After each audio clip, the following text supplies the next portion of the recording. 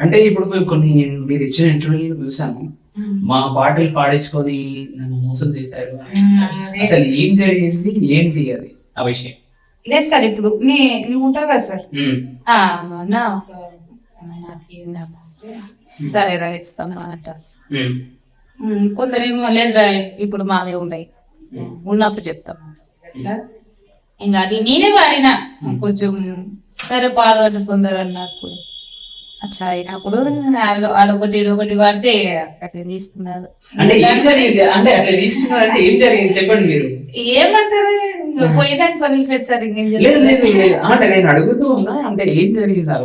అంటే మీకు పాటలు పాడిన తర్వాత వాళ్ళు మొత్తం విన్న తర్వాత మీకు ఛాన్స్ ఇవ్వకపోవడము, ఆ పాట వేరే దాంట్లో రావడమా, లేకపోతే ఏం జరిగింది? అదే ఇలా 2 లైన్లు పడితే దానికి మరి వాళ్ళు తీసుకుంటారా, మరి ఏం చేస్తారు అని అది అయితే బయటకు వస్తుంది.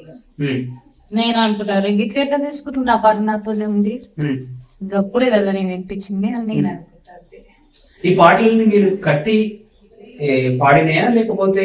లేదు సార్, ఊరి పాటలు ఎక్కువ, ఊరి పాటలు సగం ఊరి పాటలు అయినా సగం అమ్మ సపోర్ట్ ఉంటారు. ఇప్పుడు ఊరి పాటలు అంటే మీ దగ్గర కాదు కదా, ఎక్కువ దగ్గర నా పాటలు ఉంటాయి కదా. ఉంటాయి, కాకపోతే నేను ఊర్లో పుట్టిన కాబట్టి ఊరు పెద్ద మనుషులు పాడితేనే కదా నేను వచ్చి పాడింది. మళ్ళీ అది ఊరికే కదా సిద్ధిదైతే.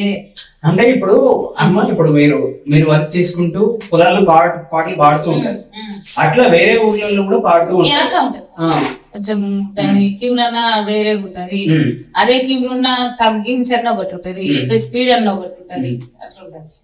అంటే మీరు అన్నారు కదా ఇప్పుడు సేమ్ నా పాటలు కొన్ని రిలీజ్ అవుతున్నాయి అంటే వేరే వాళ్ళు ఇట్లా కాపీ ఇస్తున్నారు అన్నప్పుడు, అంటే ఊర్లలో ఉన్న వాళ్ళు చాలా మంది ఉంటారు, మా దగ్గర పాటలు ఇలా ఉంది అనేది వాళ్ళు కూడా మీరు మీ ఊర్లో ఏ పాట ఉందో వేరే ఊర్లలో కూడా అదే ఉంటది. కాకపోతే నేను వచ్చి నాకు తెలియని అదే నేను ఇచ్చినదే అడుగుతా. ఇది మొన్న నేను ఇచ్చింది కదా 15 రోజులకి అంతే. అన్ని దాంట్లో కంటే ప్రపంచంలో మనకు వచ్చిన వాళ్ళకి రాకుండా ఉంటది.